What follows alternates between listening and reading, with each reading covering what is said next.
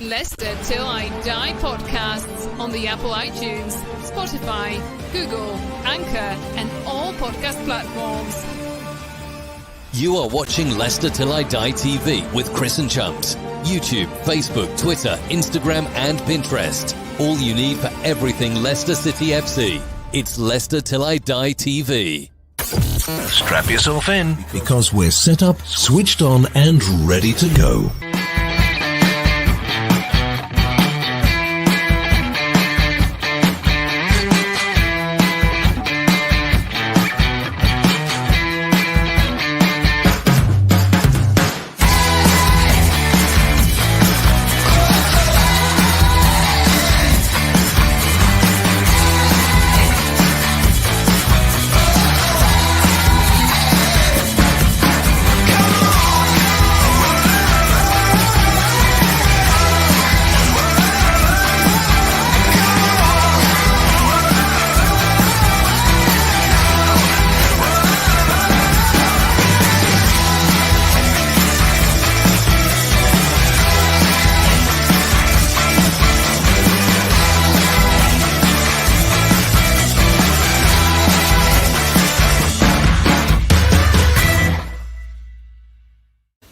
Hi everybody, Jerry Taggart here. Now be sure to watch Chris and Leicester Till I Die TV by subscribing on YouTube and following them on social media for all the latest Leicester City news and information. Come on you foxes!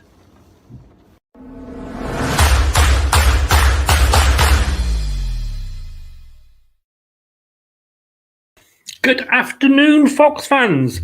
It is post-match showtime. Are you still with us?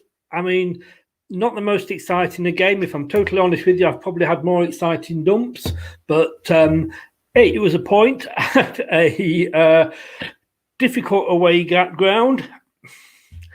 Let us know your thoughts. Live on YouTube, Leicester Till I Die TV, Facebook, Leicester Till I Die the group, Twitter and Periscope at Leicester TID. And it was Wolves 0, Leicester City 0. You are watching Leicester Till I Die TV. and it's live. Yep, live, but maybe not asleep. Like I say, we drew.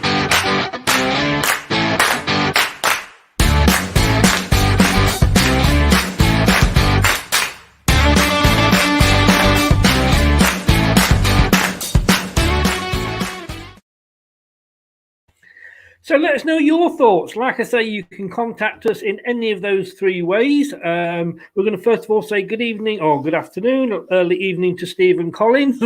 That's 90 minutes of my life I won't get back. Was lucky to get a point, Facebook user said there. To be honest with you, I think we could still be playing up to the Brighton game and it would still be 0-0. Bit of deja vu. It is the post-match game. Let's have a look. Let's bring a couple of colleagues in here. I'm pleased to say that we've got a special guest on this evening in Julian Watts, ex-football player, ex-Leicester City player. Good evening, Julian. Evening, Chris. You all right? Not so bad. Have you had more exciting dumps than that? I'd like to think so. And we'll say hello and bring in Brad as well, who I know has had more exciting dumps than that. He's told me. Yeah. Hi, guys. How are you? Are you both? You all right? No. I mean, this is what I love. This is what I actually love about football. Facebook user there. Don't know your name. Stick your name on the end, guys. If you're not registered with StreamYard and it doesn't cost to register, then it brings your details up. Stick your name at the end so we can give you a shout out. But I say what I love about football, and it is all about opinions there. I thought Chowdhury had a very poor game, and yet he was Alan's man of the match, and we'll come on to that later. He played full 90 minutes. I thought he did well. But I say that is what I love about football. Guys, last season, we only managed a couple of 0-0s, as we see coming up on your screen now, in August and Feb. In fact, it was only 1-0 thanks to a controversial VAR decision later. So, Julian, should we have expected any more? I do. I was really disappointed today with the way that we sort of set out in the game. Neither team pressed really high up the pitch, so both back lines had comfortable possession of the ball. You could understand that from Wolves' point of view because they've just gone through a bit of a rocky patch, apart from the great result they had midweek. But for us, we're always talking about, are we a top 4, top 6 team? Well, today I think we went there like a mid-table team, and I would have liked to have seen us really press them a lot higher up the pitch, try and force some mistakes and take the game to them. And it looked to me like we set up and we were happy with the result at the end of it at 0-0. For me, really, I think we need to go to places like that and look to take all 3 points, as would Man United and Man City.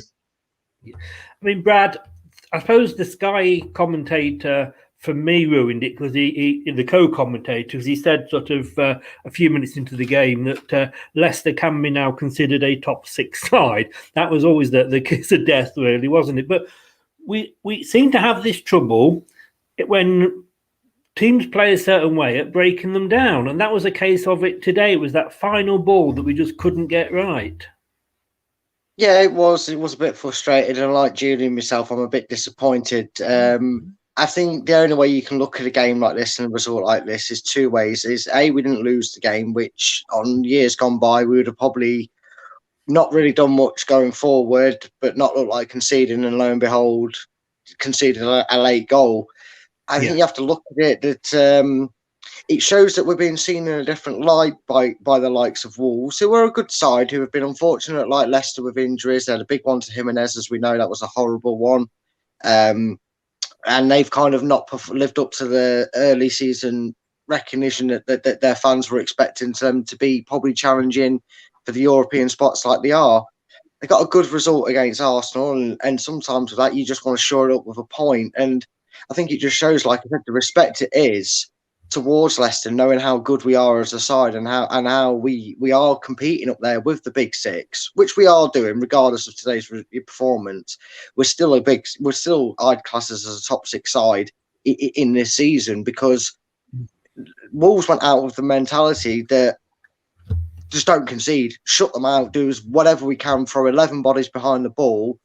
And if you look at the other results throughout the season, Brighton, Southampton, most predominantly at Liverpool, Manchester United have had it a few times earlier in the season. When teams do that, they all struggle to break them down, and it's not nice, and we'd like to have got the edge today. But I think when it's a result like this and it's a drab game like it is, you have to pinch the positives out of it. And in the end, you got to say Wolves did a great job defensively and did what teams do. I mean, they've beaten Man City at points over the last couple of seasons, so they're not mugs, and we don't like playing them. We very rarely get a positive result against them, and you kind of have to take it in football. We weren't at our best, so you kind of take the point in the end, especially away from home. I think Brad's discussed the whole match there. I just tried to sum it all up so I can give shorter answers later on through the show, so you don't get bored to tears with me answering. So, Julian, I mean, at the start, I thought we started off quite well. And they said again on the TV that it was almost like Leicester were the home team and Wolves were sort of the away team. And it took them a while to get into the game, but they did. And, into the second half, they were looking the team most likely. Oh, definitely. I thought they were the team most likely. Like I say, it was a fairly ordinary start. Neither team, like I say, it really went at the other team. So there was a lot of possession when either had the ball. One thing that I noticed against Fulham the other night, and it didn't sort of stick out as much as it did today, is that when we had the ball at the back, and it's something that they must have worked on, that Barnes and Perez came in very narrow and let the fullbacks go down the outside. And that really just crowded that centre of the pitch. And I think that probably suited Wolves. And that's one of the reasons I don't think we found any space as we went forward. They were quite happy to sit back. We crowded that middle area, and it was easy for them to contend with. And like I say, we didn't create, I didn't think, many very clear-cut chances until probably a bit later on in the game.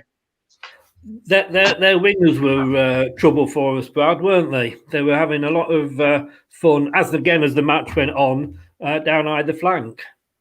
Yeah, I mean, Ricardo, you could possibly forgive. He's still, you show signs of a bit of maybe nervousness and rustiness. And by nervousness, I mean he's had a long layoff with a big injury, and the first couple of games you're normally getting your feelers out there, aren't you, and hoping nothing goes again and it stays strong.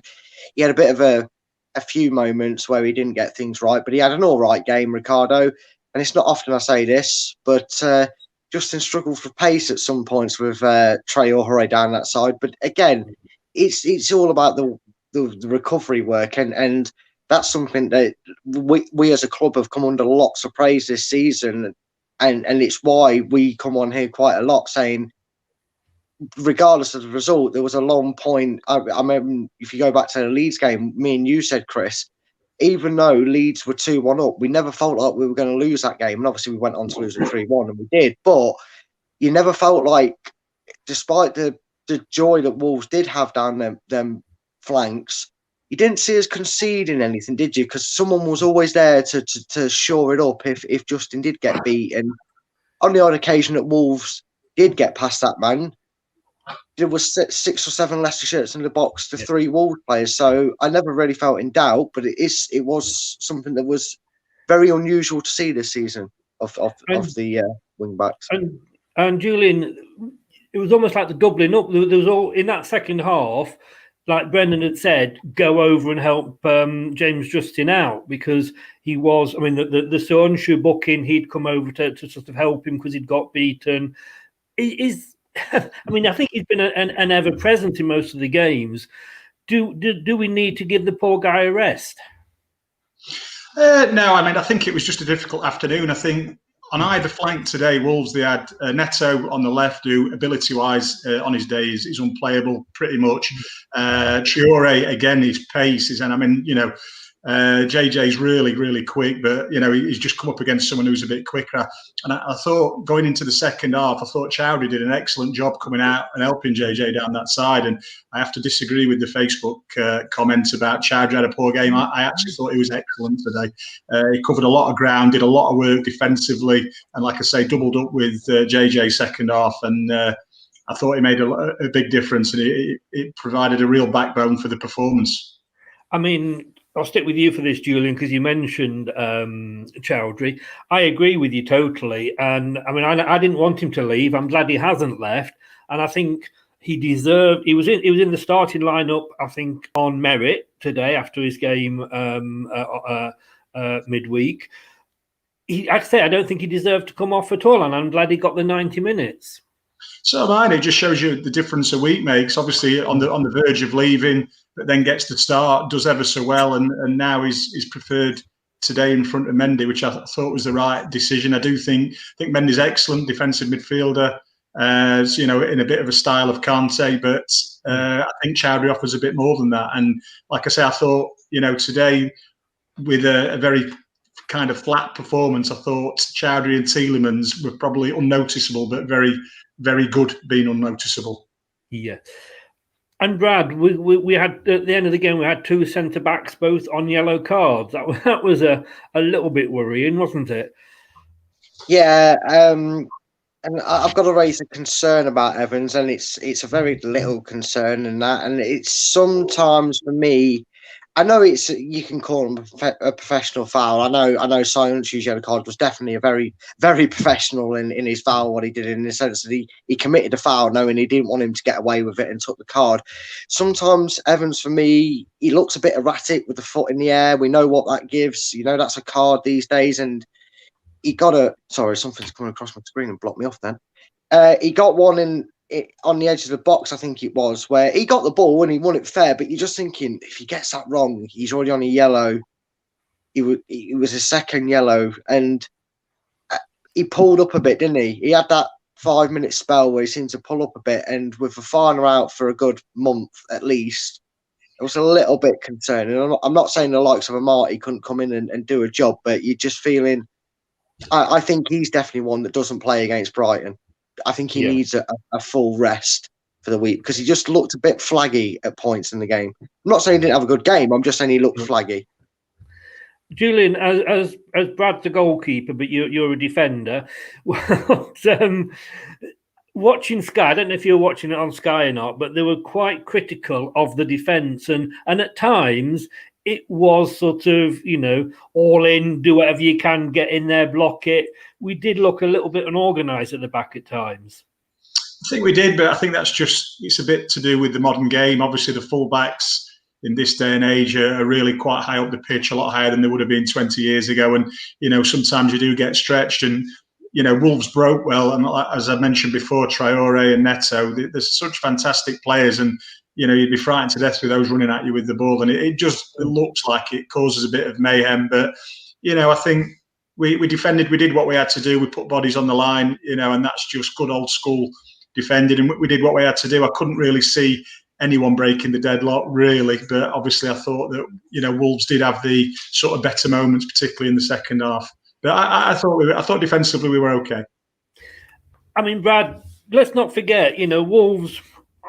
They're not a recently promoted side. They're not, only just over a season ago. They were in the Europa League and got all the way to the quarters or semis. I can't remember which, but they're just having a not a good season at the moment, but a point away from home, as I said, at the top of the show.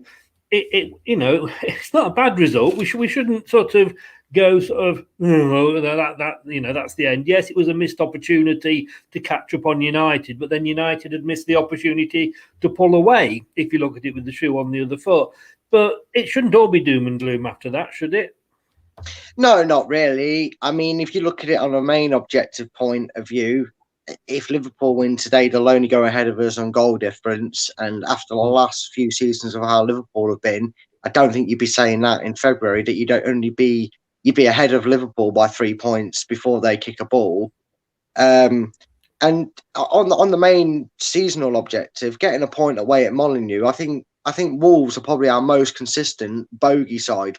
I've said it earlier, and we do struggle to beat them over the years. We all remember that dreaded 4-3 game when we met in the Premier League, and we were 3-1 up in that, and they ended up winning the game 4-3. And last season 2-0 nils. This is a third and fourth. We lose, there's going to be a hard game, and I just think maybe that long target of keeping us in a title contender talk.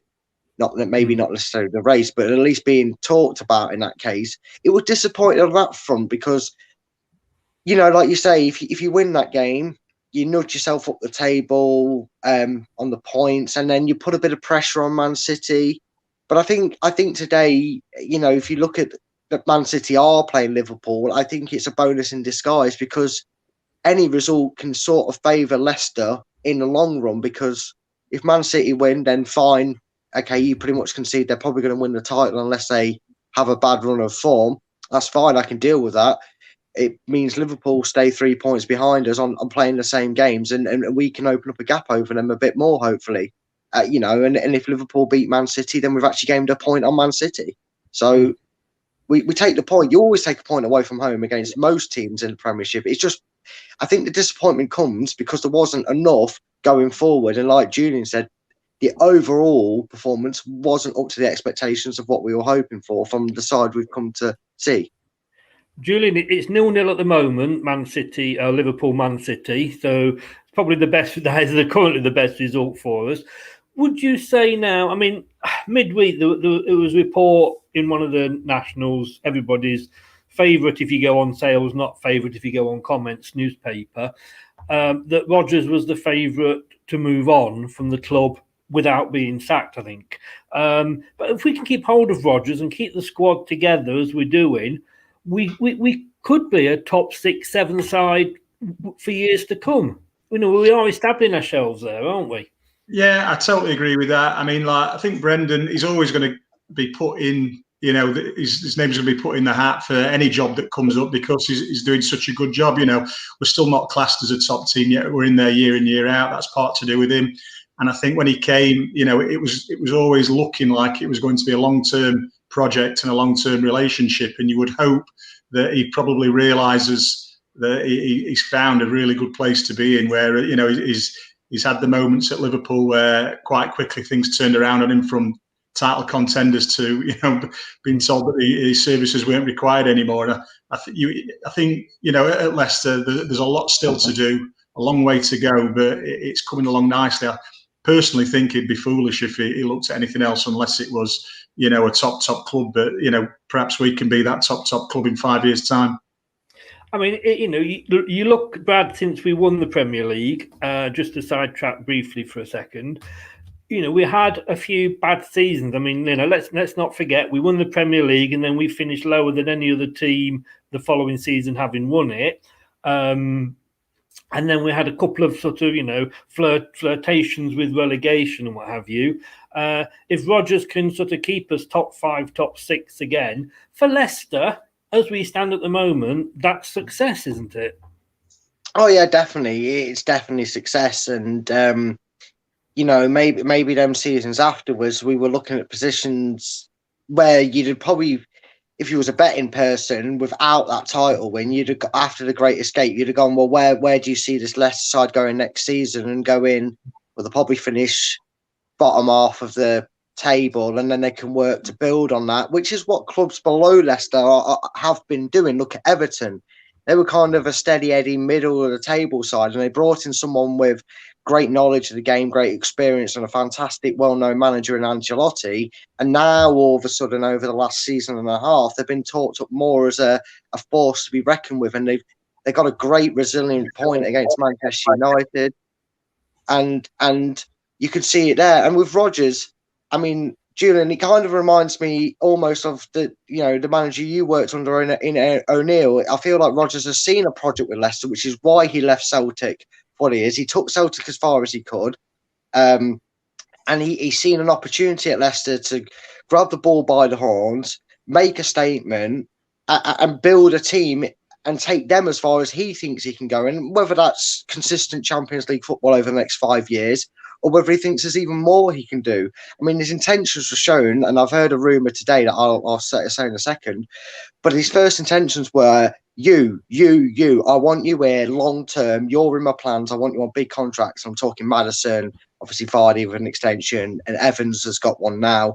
And I've heard rumours today that apparently, and I don't know how solid these rumours are, because I haven't got me tomato sauce to prove it from where it is, but apparently also they're already now talking of tying Tielemans down to a long-term deal.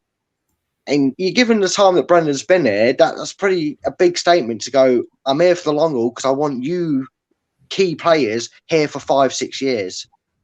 And I know that might change if big clubs come in for them, but the intent's there, and that's what I like to see. And I agree with Julian. I think, like I said, he kind of reminds me of Neil. He sees a project here, and he's not going to leave until that project's done. Julian?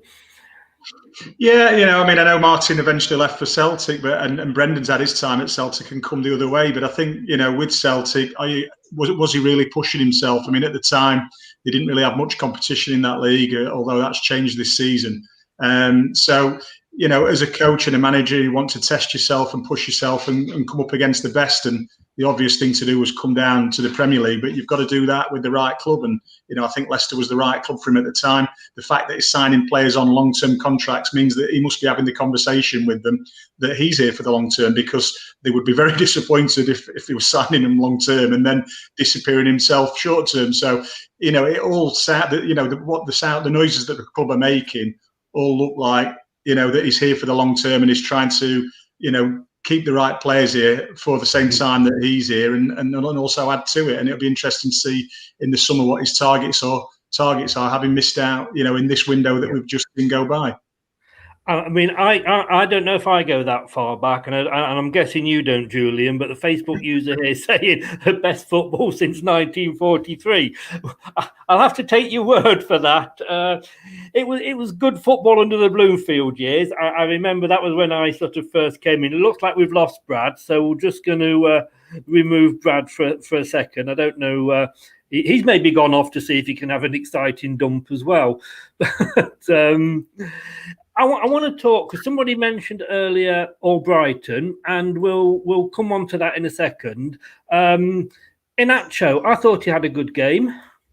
Yeah, he did. He linked up well, created a few chances, did everything that was asked of him. The build-up play was quite, slow, and you would want it to be a bit quicker if you were a striker. So, he was really sort of being fed scraps. But I actually thought what he did do, he did well. And, he probably wasn't called on as much as he would have liked to have been, if I'm honest. But I thought he had a decent game, yeah. And, he warranted the start. It was great. I thought the starting lineup was perfect, to be honest. I think Brad's having a game of doing the hokey cokey with us here, because he's in, then he's out, and he's probably gone off to shake it all about. We'll try to, as soon as I take him out, he comes back in. I don't know what's going on there. We do forget with strikers that a striker is only as good as a goalkeeper is only as good as the defence in front of him, because if there's no defence in front of the goalkeeper's got less, it's a harder game for him. Same with a striker up front. If he's not getting the service and he's not getting fed the way that he likes to be, they're going to find it harder to score. That's right, and that showed again in the Fulham game. And again, I thought he did really well against Fulham, and he got the right ball in and made the right run and gets his goal from that. If he's not on his toes and making those runs, he's not going to score goals. So you couldn't ask any more of what he's done in the last couple of games. And obviously, we've missed Jamie, who, it was great to see him sort of back on the pitch later in the game today. But you really feel like you need Iheanacho to step up and be the proper understudy. And obviously Brendan had doubts about that when he was on the bench and we were playing Perez up front. So he's probably lacking in confidence because of those decisions. But I think in the last two games he's definitely proved his worth. And for me, if Vardy's not fit, I really think he should be starting. Two good. We'll bring Brad back in a second, Julian. But two good decisions by Rodgers for me today, anyway, was the sticking with Chowdhury. And, I know he made him a promise he'd start him in the Fulham game, which he did. But, good on him for starting him again today and giving him the 90 minutes. And also sticking with Iheanacho up front when, like you say, Vardy's there. And it must be demoralising. I mentioned this to Josh in the pre-match. It must be demoralising for Iheanacho because however good he is, and I've been critical of him recently, and I'm building him up now. So he has had a couple of good games. And he deserves, the credit when he gets it right. But it must be demoralising thinking like, I could go out and score a hat-trick today against Wolves. Chances are Jamie will be back for the Liverpool game. It is hard, and I think that's maybe one of the hard reasons why, can we attract another striker? Because they know that if Jamie's fit, he's going to start. He's such a talisman for the club. His record speaks for itself. He's a threat week in, week out. So for anyone coming into the club, and particularly with Iheanacho at the club at the moment, he knows when everything's right, he isn't going to start. But you would hope that, in his attitude and the awareness of how good Jamie is, and if you can learn a bit from him and watch him. But then when he does get his opportunities, like he has done in the last couple of games, come and put the performances in that he's actually put in. And then he just put himself in the manager's sort of shop window, just as Chowdhury did. So, like I say, he's nearly leaving the club a week ago. Gets promised to play in the Fulham game, plays, and like I said, I think I gave him man of the match due to the circumstances surrounding, why he played in his performance. And all of a sudden, he sort of gets his name at the top of the list. Obviously, with Ndidi missing, but ahead of Mendy, which a few weeks ago that wasn't the case. So again, with Iheanacho, that's what he's got to do. He's got to let Brendan know, or show Brendan through his performances, that if Vardy's not fit, he's the man. And I don't think he's done that previously, but I think right now he probably has done, and he's put himself in a little in a nice spot. Let's not forget, of course, Jamie's not scored in 6, and Acho's scored in once in the last 2. So we can't, if we are going to compare like for like. But no, in fairness, like I say, having been very critical of him, give him, shout out with his last 2 games. To my mind, he's done nothing wrong. I think he should probably start against Brighton and give Jamie a little bit longer. Brad, welcome back. How was the hokey cokey? Oh God, yeah, it was brilliant because me camera just started flickering and it was doing my head in, and it kept freezing you guys. So I was like, "Am I in? Am I out? Am I in the background? What's going on?" And I just reset and loaded up the link. Well, we thought you'd been in and out, so we thought you'd gone off to shake it all about. But it's great timing coming back then, because you just timed for the Perez shout out. Surprised he started, to be honest with you, but he did.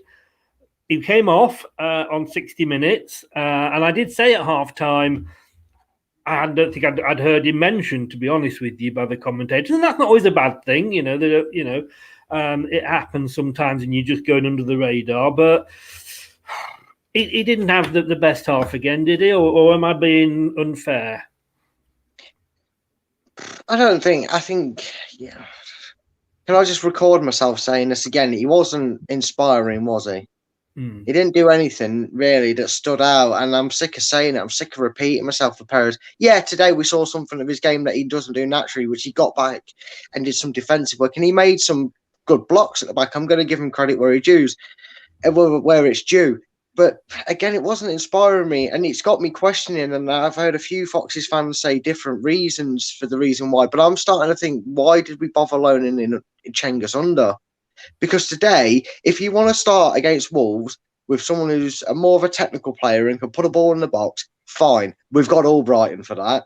Because Perez, in an attacking sense, gets his feet in a muddle, runs into trouble, hits the deck, never gets a free kick.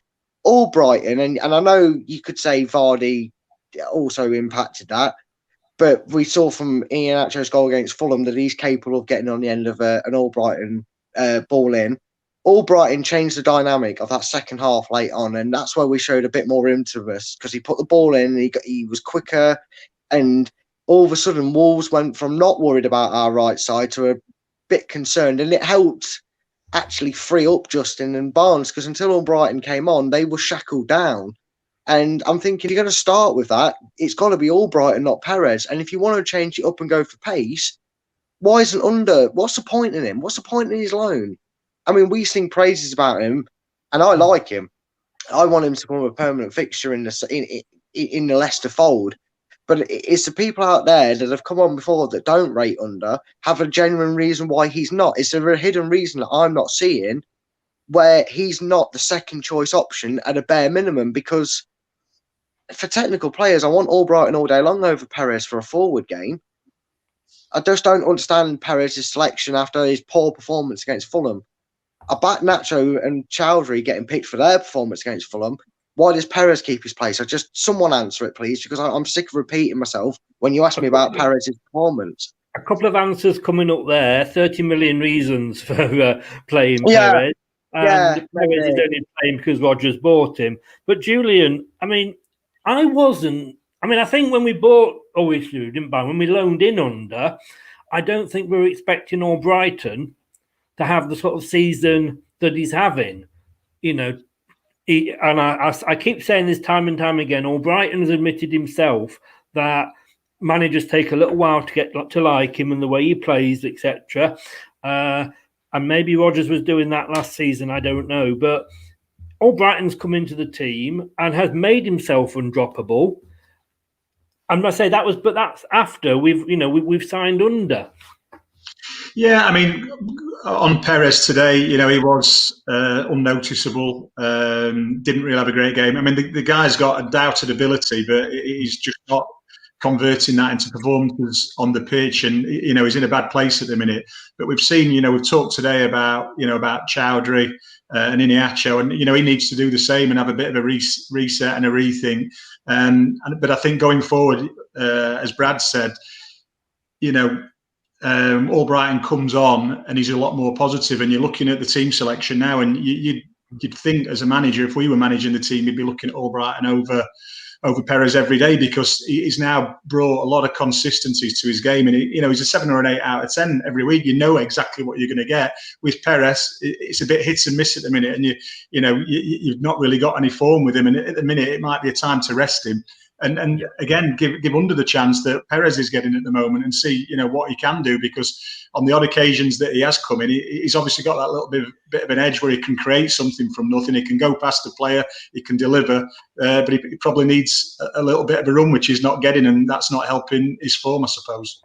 Stick with you for a second, Julian. Should Rodgers do what Ancelotti did with Pickford at Everton, which was when he was having a bad run of form, take him out of the limelight for a bit, bring someone in his place, not because it, overly bad, it was bad form, but it takes them out of the limelight, doesn't it? And give Albrighton or Under the start. Yeah, I totally agree with that. And I think, some of the comments about the 30 million reasons, when you often see managers go to a new club and they say, well, these aren't my players, and it's a bit of an excuse for why the form might not be great. But when you do bring your own players in, that's when people are looking at the decisions you've made, and, and that directly falls on the manager's head. And, if he's paid that sum for him, then, he's probably at the minute backing him, but it might be a time to look after him. And not worry about, any comments, because, the squad, whilst we are carrying a few injuries, it's still big enough to cope with, giving him that bit of a rest and a bit of a time and, like I say, a reset, and putting other players in there and maybe bringing him back, and hoping that he can do what Iniacho's done and do what Chowdhury's done, which is sort of find that bit of form that they've needed and put themselves back in the manager's thoughts again. Brad, I can't believe I'm going to actually say this, but when Albrighton came on, and I know it was sort of, with only half an hour to go, I'd almost forgotten, watching the second half, that he was on. Didn't have his best 30 minutes. And I know it's only 30 minutes and it's hard to sort of shine that time. But, looking at that, I say I don't understand, for me, correct me if I'm wrong, maybe you thought he had a brilliant half hour, but I do think, I say, Under's not getting the chance that he deserves. No, I agree with the fact that I don't think Under's getting the chance he deserves. And I think he probably would be if Rodgers would pick Albrighton over Perez, with the idea of Under comes on as a substitute. I've got no issues with Albrighton starting out of the three of them. I think he's the far best one. He's got the knowledge of the squad, of the players, of the predominant of that squad there. He can put in a hell of a ball, as we've seen, and we know what it does. And the fact is, you were talking about Albrighton, who probably had, the way Julian said it there, he probably had a 6 or a 7 performance for his half hour he came on, but it was streets ahead of Perez. And that's the annoying part, because if I'm Under, I just wonder if splashing 30 million on Perez and not getting the quality return we was hoping for when we paid 30 million for him, which is why Rodgers was so against the idea of Roma saying you can have him on loan, but then you have to pay 20+ million for him if he comes good.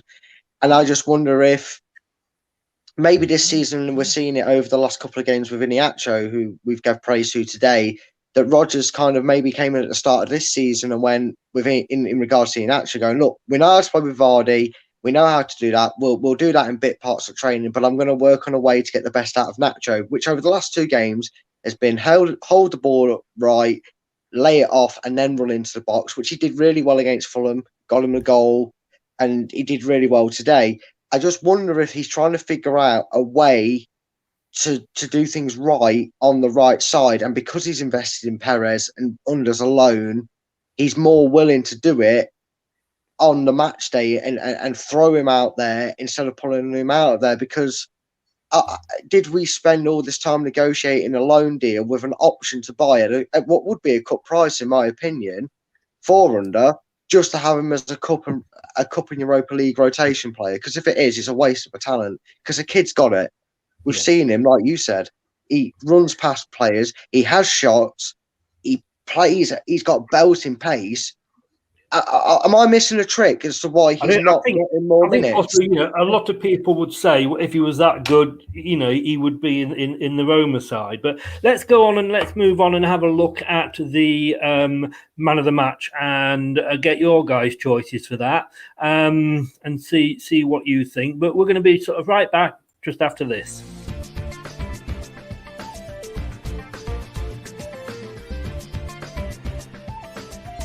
This is Leicester Till I Die TV. Please subscribe now on YouTube. Let's have a look what Alan went to. That wasn't quite as long as Julian thought it was going to be there. I think. So Alan Bennett, who did this. Sorry, Julian. I should. I'll pick a longer one next time. Alan Bennett, who very kindly does my man of the match and rates the team and the manager's performance, has gone. I think he's pretty much got it spot on again this week. He's picked Hamza as his man of the match, and he had a very good game in midfield, I say, and stayed on for the whole 90 minutes. Manager and team 6 apiece. Agree with that, Julian, or? I thought today, and I think he's in such good form at the moment, so important to the team. Tielemans, there was a comment on Sky that said he was like Brendan's voice on the pitch, and you can see that he's directing traffic constantly. And for a manager to have that on the pitch, I think it's such a big asset to the team. And do you know what? I couldn't really pick much between them, but in my mind, I thought Tielemans. I didn't think he put a foot wrong, and I keep saying it every time I talk about him. He keeps us ticking over ever so well. He's always got a pass. He's always one sort of pass ahead of everybody else. He knows where everybody is when he gets the ball, and he just keeps, like I say, keeps us ticking over really, really nicely. And I thought in a fairly flat performance today, those two did really well in the centre of the park, and I thought he just edged it, if I'm honest. Brad? Julian makes some good points, and sometimes, players go under the radar because they do a job and you don't really hear them. And we've said it a few times about other players this season, like Mendy, and Tielemans is one of them as well, where they do a job and it's so good that you're just expecting of it that you don't need to mention it because you just like, and there he is again. And I agree with Julian, it was a very difficult choice. Another impressive performance I have to mention from JJ again. He was fantastic again. But I think I'm going to have to side with Julian on this one. I think Tielemans, for me, just edged it, but the ratings-wise, I think it's pretty fair given the contents of the actual game and the performance. I think 6 is pretty fair rating. Steve's agreeing with me there. Thank you, Stephen. Glad somebody does. Mark was poor by. It wasn't a case of not agreeing. It wasn't a case of not agreeing with me. Just showing you how poor Perez was in comparison. That Albrighton still came out better with a bad perforance. And I agree with Man you City on have that. missed a penalty, by the way. Man City have just missed a penalty. That was a throwaway comment by me as a joke because he I actually. know, but I like to douse the fire or add to it either way. I either add to it or put it out. And somebody there agreeing with Alan, Hamza, and man of the match. Stephen's your best friend. On Sky, Julian, they said Tielemans is playing deeper these last few games. More, I think, possibly making Leicester more, rather than a 4-1-4-1, more a 4... Let me just get this right, a 4-2-3-2 almost. I had to check my number then. I've written it down wrong. Do you agree with that? I don't know. I mean, looking at today's game, I said it earlier that, neither team pressed the other team high up the pitch. So possession at the back was comfortable. And when possession's at the back's comfortable, your midfield will tend to drop deeper because it's easier to keep the ball. If someone's pressing, they'll not tend to come so deep because the ball's going to get transferred forward and they need to sort of be there for the second ball. I just felt today that it was easier for them to come in and get the ball off the centre backs because they weren't under so much pressure. So probably made him look a bit deeper. And it might be something, like I said, they've worked on with, like I said, I thought today that Barnes and Perez, the way that when we had the possession, they really did come in quite narrow. And let the fullbacks go. And in doing that, obviously, you don't want your centre mids pushing too out the pitch, or else you're leaving yourself really bare. So maybe just in that change of tactic that I've noticed in the last couple of games, particularly today, has meant that it is a bit more of a sitting role. But, like I said earlier, I didn't think that quite worked out for me today against a team that were happy to let us do that. And I would have liked to see us a bit more on the front foot, which we weren't today, and hence the result. Taking that point a little bit further then, and I'm going to sort of hit this over the net at Brad. Brookline saying, you guys are going too easy on Barnes. Why can't he run the channel? Cuts inside too much, can't cross. I think both Ferrari and Neto showed him a better way to play the position. Now, I've got to be honest with you, and it's your opinion, Brookline, and, it's nice that you're saying it. It is all about opinions. Personally, I wouldn't necessarily agree with that. Brad, would you? I mean, Brookline makes a good point to a thing, and I did bring it up in the Fulham game that teams have wised up to what Barnes does, and Barnes can run in and he can cut the ball in, and we play kind of like that that deceptive ball into the box. It's not the traditional ball into the box. We tend to find that a lot of our crosses or drill through balls are behind the 6-yard box and not aimed at the penalty spot and 6-yard box, and normally pulled back for someone that's got a bit of space, and that's why the midfield's got a few more goals this season. I don't think that's the issue with him, but I have noticed, and I did bring it up in the Fulham game, that teams have wised up to Barnes being our main threat on the width. and they do double up on him, and it does make his game harder. And this is now a part of his game where he'll have to go, right, Gaffer or whoever he works with, he'll have to get back to the training ground and go, right, I've noticed in the last couple of games I'm getting doubled up on. I'm coming a bit short. I don't really like that. You know, I like to run at them. How can I get out of that situation? What do I need to do to improve? And in years gone by, and he's early, and we've got to remember he's still early in his career. You know, he's had the questions of he doesn't cut in enough. Well, I'll start adding that to my game. You know, he doesn't get enough goals. Well, he's added that to his game. So now he's got an issue. How's he going to tackle it? I'm pretty sure he'll tackle it the same way he always has, and he'll deal with it. Because I'll agree with Brookline. Wasn't his best game today. He lost the ball a few times, and he put it out of play a few times and hit a few brick walls. But it's just another obstacle in his game and development that he's got to overcome. And I'm pretty certain with the talent we've seen of him already, he's got the capabilities to unlock that in his game. Julian, your thoughts on Barnes today? Because I mean, there are talking about him being included in the England squad.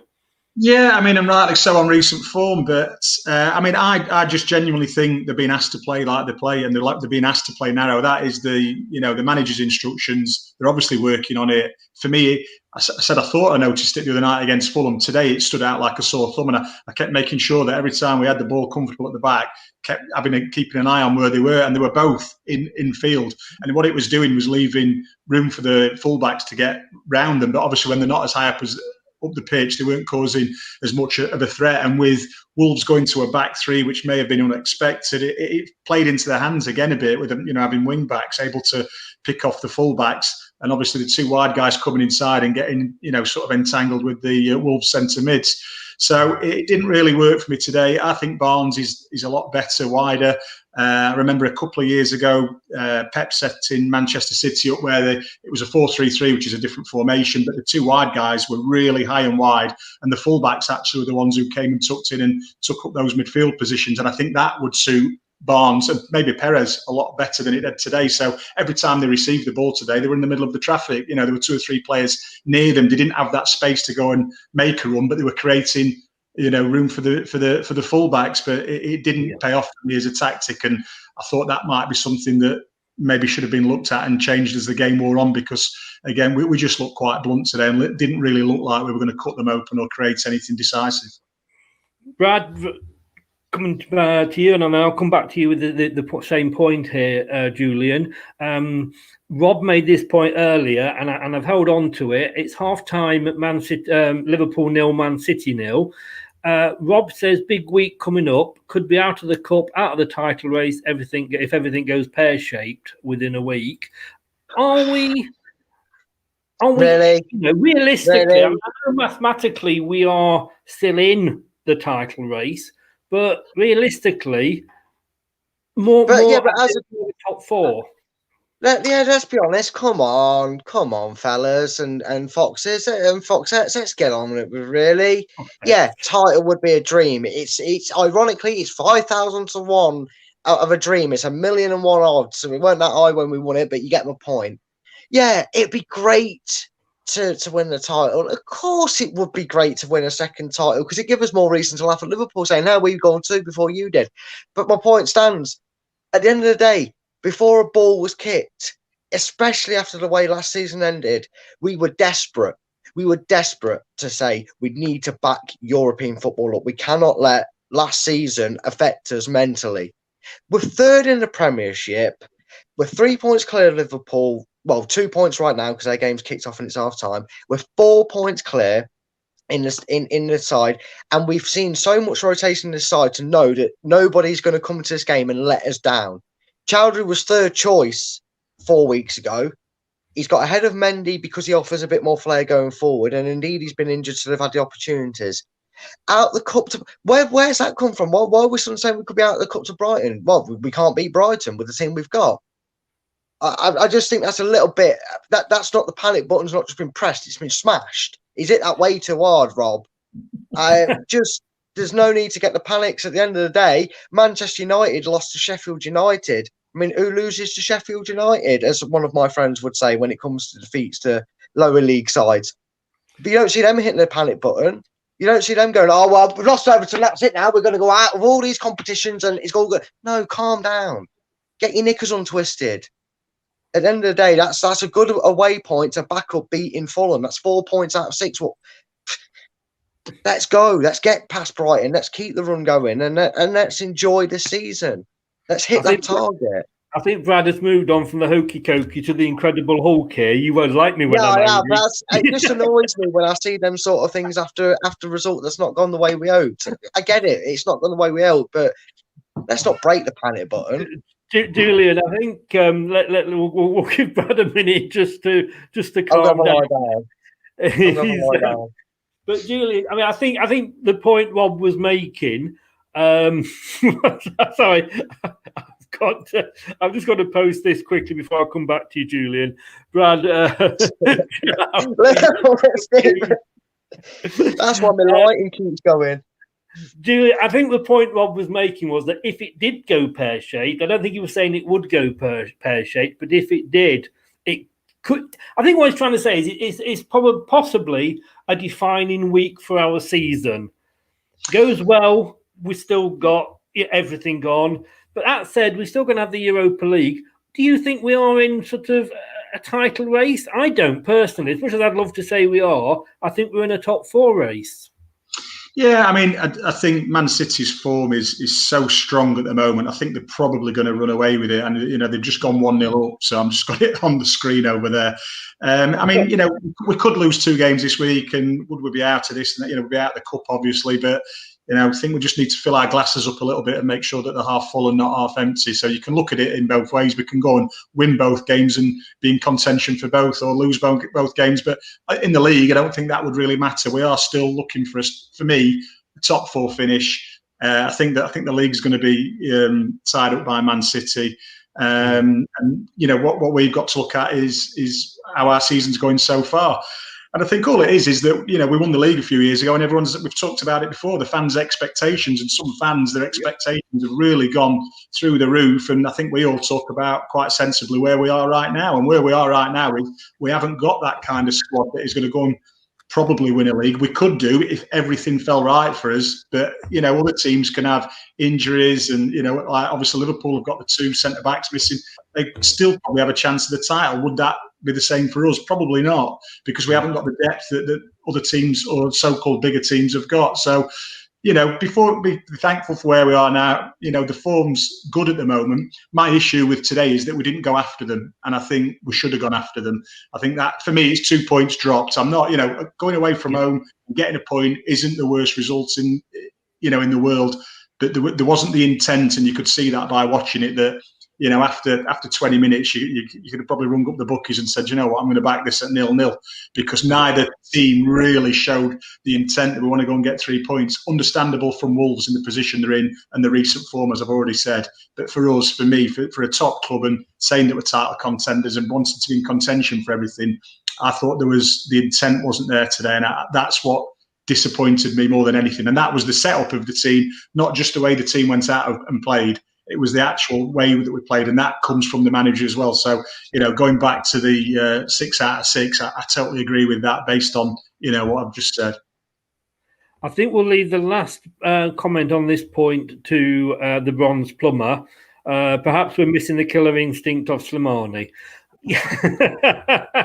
I think that was a bit tongue-in-cheek there, Bronzy. I really think I do. But just taking up on that, and that point came in a little bit earlier about than I was probably thinking, because Brad, this is what we have got coming up over the next 3 games, and it is going to be an interesting 3 games. It is Brighton in the FA Cup, and as Josh said, in the pre-match, beat them, we're in the quarters, and that's quarter. I mean, the 5th round sounds nothing. The quarters, it's the quarters.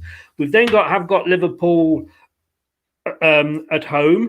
We know Liverpool are our bogey team at the moment, and we could turn up with the Brazil team and they could turn up with the youth team and probably still put 2 or 3 past us, just how it's going at the moment against Liverpool. And then obviously an away leg if we can travel to the Slavia Prague in the Europa League. It is, like you say, not necessarily going to make or break, but it could be a defining week for us. It could be, but Brad. so could the 3 games after that. You never really know when that defining moment's going to come in your season. I mean, we never knew it when we won the league. It wasn't until probably we beat Man City at the Etihad that a lot of fans saw that as the defining moment. And there was probably still a lot out there after that game that still didn't see that as the go ahead for where Leicester are going to be.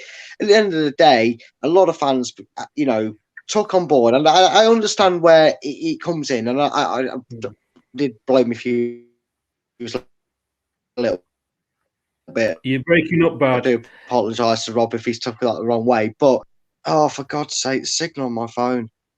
Is that better? Can you hear me now? Yeah, we can hear you now. Yeah. Okay, that's fine. It's just my end. It doesn't block me out. It's just if you guys hear it, you need to tell me. Otherwise, I'll be talking to a still picture all day. But I think obviously we know what happened in the back of the mind last season. It's fair enough that fans had get a bit on edge when we dropped points against it. And I'm with Julian. Today was disappointing. I felt we should have come out and shown a bit more intent. And I'm not disagreeing with what he said. But my point is, we made 4 points out of 6 in 2 away games. It's an improvement. And over these next 3 games, fans at the start of the season, there was probably some that were happy with 8. Oh, he's gone again. He's gone I'm not again. saying that's a bad thing. I'm not saying they're being pessimistic. I hate this internet in this house. I'll wrap it up short. Last season, we fell away. Everybody wanted Europe, and they were happy with 8th. I think now you might see 3 different teams depending on what Rodgers really has his eye on. Liverpool could be a free hit, and we're at home, and they have lost a few, believe it or not. It's not a myth. It's true. They have actually lost games. But with Wolves, with Brighton and Praga, they're good opportunities to go far in them competitions. And if you get to that quarterfinals of either of them, there's no chance you can't then push on and win it. I think more concentration goes on them than Liverpool. Brilliant. Brad, I'm just going to take you out because you say we're coming towards the end. And no problem, mate. You are taking it up. Thanks very much, Brad, and we'll see you post Brighton. Yeah, no worries. I'll have a word with my phone and see if I can sort it out for Tom. Julian, thanks as always for joining us. I mean, we have got 3 games there: FA Cup, League, Europa League, and I know, along with every Leicester fan, I want to win every competition we're in. I want to win every game, but we do have to prioritise one, don't we, Asif? Or do we?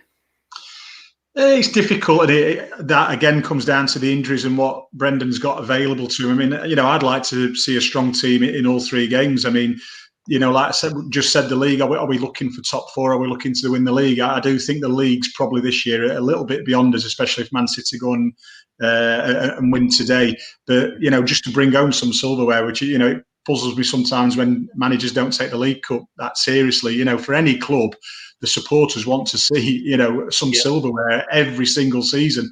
So to not really go out with any intent in some competitions, I really don't get, because, we won the League Cup, back in my day, and it was the best thing ever. So, what great days they were, and I'd like to see us do that again. And obviously the FA Cup's a little bit different with its history, but I'd like to see us with, strong teams in all 3. And then, maybe looking at some of the players that we've spoken about today, if we get any back from injury, great. But, giving Iniacho a bit more time, giving, Chowdhury a bit more time, which we can do. We've also got Mendy to come in and rotate as well. So we can still put strong teams out in all 3 and do a little bit of rotation. It'd be nice to see if that's what Brendan decides. And I remember those League Cup years, as I like to call them, very well. I mean, we dominated it. I mean, we were unlucky against Tottenham. We got 2 wins, and it's a cup. It is a cup. I mean, even when we were in that, what did they call it? It wasn't the Champions League. It was the World Championship or something. By winning it, we went on to doing the league. We went on to play in this thing, and we were playing all over the world. And we beat Celtic, although on penalties, and we were champions of Britain, and we got a little cup for that. And even that, it's like I say, it's silverware. Yeah, I mean, I don't think there are any players who would say, "Oh, it's only the League Cup," or "It's only the Great Britain Cup," or whatever it is. It's for you, it's another medal. It's another big day out. The League Cup was always at Wembley, so great day out to be involved in a final. Not every player has that opportunity, so you need to feel that you're lucky to actually be involved in something like that. So I mean, I know that going back to the League Cup, it was the only round, the final, that I didn't play in, and I was absolutely devastated. It was the right decision, and we went on to win it. So the right decision was made, but personally, it was probably my worst day in football. But again, it was the League Cup, and I wanted to be in that team that played in the final. So, and I don't think there are any players. It's just the way that the managers seem to perceive it. And obviously, we've seen the bigger clubs put out sort of second-string players, and I get why they sort of do that. But as it gets to the sharp end, they really need to take it a bit more seriously. Yeah.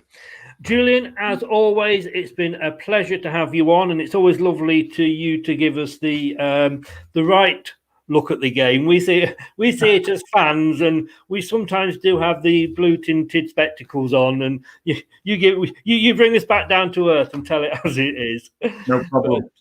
It's Brighton on Wednesday. It's a late kickoff, so if you can join us, it'd be great. But obviously, I know you've got a job, and so you might not be able to. But thanks for that, and we will speak soon. Thanks very much, Julian.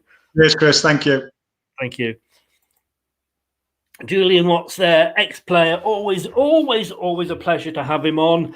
He speaks more sense than probably the rest of us put together. We go again. It's currently 1-0 to Manchester City. That would do us all right if it stays that way. It currently means that Liverpool are still 2 points behind us. And let's try and keep it that way. Do us a favour, Man City. Because like you say, I don't know whether we're actually ever going to, if we're going to win it this season. 0-0. Have a good rest of Sunday, guys. We will be back on a Monday, hopefully with Craig and the preview show, looking ahead to the Brighton FA Cup game. And then on Tuesday at 7, we will be talking to Scott from We Are Brighton and the Opposition View show, and ahead of, the FA Cup match on Wednesday evening, when we will have the pre-match and the post-match show again. Thanks very much, guys. I hope you well. Don't forget, if you want to catch us up, if you've missed the show for any reason, it is on Leicester Till I Die TV on YouTube. Please give us a subscribe and help us. We want to try and get those numbers up. Let's try and get those numbers up. Give us a subscribe. Anybody else in the family that's got their own account, get them to give us a subscribe as well. We would appreciate it greatly. If you want to listen to us, we're there. We're on Google Podcasts. We're on Apple iTunes Podcast, and we're on Spotify Podcasts, as well as Anchor, which is now part of Spotify anyway. Enjoy the rest of your Sunday, guys. I'm off to watch One Man and His Dog. I'm a bit of a takeaway because I've not eaten yet today, and I am starving. 0-0 it ended. Could have been worse. See you on Tuesday night, guys. Take care. Stay safe. Goodbye now. Leicester Till I Die podcasts on the Apple iTunes, Spotify, Google, Anchor, and all podcast platforms. Thanks for watching Leicester Till I Die. This is Chris saying goodbye, and see you next time.